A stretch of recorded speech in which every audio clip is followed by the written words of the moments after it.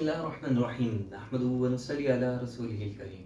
Dear students, आप जानते हैं कि तर्जुमतुल कुरान का जो हमारा सब्जेक्ट है, इसको हमने स्टडी करने के लिए हमने आपसे अर्ज़ किया था कि इसमें कुछ सूरतें हैं जो सूरह मरियम से शुरू होकर सूरह अहकाफ तक जाएंगी, और सूरह मरियम जो है वो पहली सूरत है।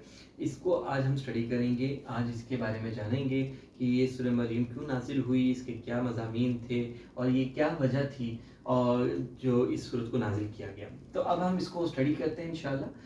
तो सूरह मरियम जो है वो मक्की सूरत है, पहली बात। अच्छा, ये अर्ज़ करना चाहूँगा आपसे स्टूडेंट्स, ये जो बातें हैं हमने जो ये इशारात के ज़रिए आपको समझाया है, ये आपके ऑब्जेक्टिव्स के लिए भी बहुत मददगार होगा, आपके शॉर्ट क्वेश्चंस के लिए भी मददगार होगा, और आखिरी सवाल जो है मिसाल के तौर पर जिसके अंदर आपको खुलासा लिखना है किसी भी सूरत के बारे में, उसके मरकज़ी मरकज़ के बारे में बताना है, उसके बारे में सूरत के बारे में बताना है, तो वो उसके लिए भी बहुत मुफीद रहेगा। तो सबसे पहले देख लीजिए सूरह मरियम कौन सी सूरत है, मक्की सूरत है।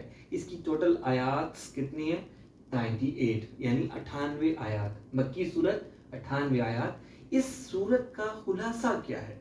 इस सूरत का खुलासा 3 चीज़ें हैं। देखिए, हमने लिख दिया तौहीद, रिसालत, आखरत। इस सूरत की खुलासे में 3 बातें हैं, तौहीद, वहदानियत, रिसालत और आखरत। ठीक हो गया। अब ये सूरत इसके नाज़िल होने की वजह ये थी कि मुशरिकीन मक्का का मुसलमानों पर जुल्म बहुत ज़्यादा बढ़ रहा था, और वो मुसलमानों पर बेहद इंतहा जुल्म कर ढा रहे थे, जिसकी वजह से मुसलमान बहुत परेशान थे। और ये मुशरिकीन मक्का कौन कहलाते थे? ये कुरैशी कहलाते थे, ये कुरैश के लोग थे। और इनके जुल्म की वजह से अल्लाह का हुक्म आया कि मुसलमानों को हुक्म दिया गया कि आप हिजरत करें हबशा की तरफ। तो रसूलुल्लाह सल्लल्लाहु अलैहि वसल्लम पर जब वही नाजिल हुई, आप सल्लल्लाहु अलैहि वसल्लम ने मुसलमानों को हुक्म दिया कि आप लोग हबशा की तरफ हिजरत कर जाएं। तो वजह क्या बनी हिजरत की? जुल्म बना मक्का के लोगों का। अच्छा, हिजरत हबशा। अब ये हबशा क्या है? हबशा अफ्रीका का एक मुल्क है, एक बात। और दूसरी बात, यहाँ का बादशाह कौन था उस वक्त में, यहाँ का हुक्मरान कौन था? उसका नाम था असहिमा, लेकिन उसका लक़ब था नजाशी, यानी उसका नजाशी लक़ब था और उसका नाम था असहिमा। और वो एक आदिल और रहम दिल बादशाह था, और ये ईसाई हुक्मरान था। तो ये तो हो गया हबशा के बादशाह के बारे में, और हबशा के बारे में कि हबशा अफ्रीका का एक मुल्क था। अब ये जो आप जानते हैं कि ये जो रसूलुल्लाह सल्लल्लाहु अलैहि वसल्लम के इब्तदाई सालों में नबूवत के ये मुसलमानों पर जब हालात आ गए थे, तो ये हिजरत भी इब्तदाई सालों में हुई थी। यानी ये हिजरत कौन से साल में हुई थी, ये आप ऑब्जेक्टिव्स में भी याद रखेंगे कि हिजरत जो हुई थी, हिजरत पहली हिजरत थी और ये नबूवत के 5वें साल हुई थी। ये पहली हिजरत थी और नबूवत के 5वें साल हुई थी। इसमें कितने मर्दों ने और कितनी औरतों ने हिजरत की? इसमें 11 मर्दों ने और 4 औरतों ने। 11 मर्द और 4 औरतें, टोटल कितने हो गए? 15। तो ये टोटल 15 लोग थे जिन्होंने मक्का से हबशा की तरफ हिजरत की। आप देख लीजिए कि इसके अंदर मशहूर तरीन शख्सियत कौन थे? हज़रत उस्मान गनी रज़ी अल्लाह ताला अन्हु। हज़रत उस्मान गनी और रसूलुल्लाह सल्लल्लाहु अलैहि वसल्लम की बेटी जो हज़रत उस्मान गनी रज़ी अल्लाह ताला अन्हु की क्या थी? अहलिया थी। वो कौन थी? हज़रत रुक़ैया। तो आपको पता चल गया कि ये एक और ऑब्जेक्टिव कि एक खातून जिनका नाम हिजरत के वक्त था, एक खातून जिन्होंने हिजरत की, उनमें उनका नाम रुक़ैया था, और हज़रत उस्मान गनी रज़ी अल्लाह ताला अन्हु उनके शौहर भी हिजरत में शामिल थे। अच्छा, जो हिजरत का मकसद था, आपको मालूम है कि जब जुल्म ढाए जा रहे थे तो आदमी परेशान होता है। ये इंसान की तबीयत भी है कि इंसान जब परेशान होता है तो उसको एक चीज़ की तलाश होती है, वो है अमन और सुकून।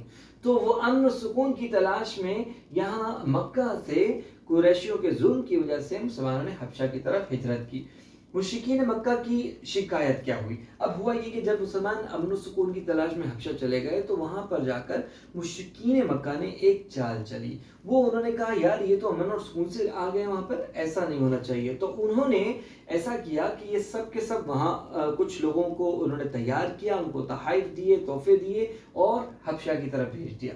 वहाँ जाकर इन्होंने बादशाह को जाकर नजाशी को, जिसका लक़ब जिसका नजाशी था बादशाह का, उसको जाकर शिकायत की। उसने ये कहा उन लोगों ने कि ये नासमझ लोग हैं, हमारे नासमझ लोग हैं, हमारे मुल्क से छोड़कर भाग आए हैं और इन्होंने अपने आबाओ अजदाद का दीन छोड़ दिया है اور وہ دین جو چھوڑا ہے وہ آپ کے دین کے بھی خلاف ہے، کیونکہ انہوں نے اس کو غصہ دلوانا تھا بادشاہ کو، تو انہوں نے یہ چال چلی کہ ایک تو تحفے دیے، تحفے دینے کے بعد انہوں نے کیا کیا، انہوں نے کہا کہ دیکھیں یہ جو آپ کا جو ملک میں یہ لوگ آئے ہیں انہوں نے اپنے آباء و اجداد کا دین بھی چھوڑ دیا ہے اور جو آپ کے دین کے بھی خلاف ہے.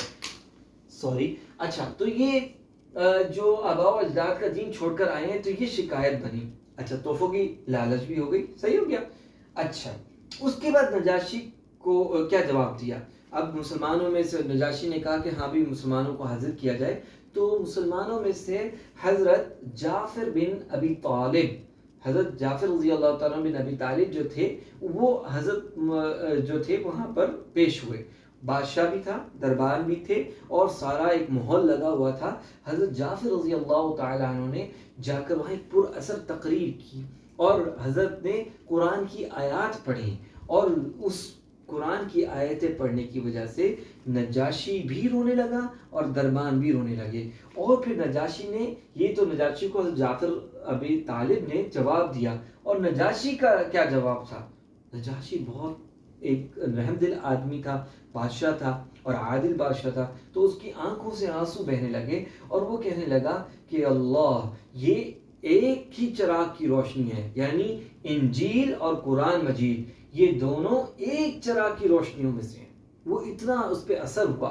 اچھا نجاشی کا تو یہ جواب ہوا. اب اس نے کافروں کو کیا جواب دیا؟ کیونکہ اس نے کہا مسلمانوں کو اب واپس نہیں لوٹایا جائے گا، مسلمانوں کا وفد واپس نہیں لوٹایا جائے گا، بلکہ مشرکین مکہ کا جو وفد تھا وہ وہ ناکام ہوا اور ان کو واپس لوٹنا پڑا.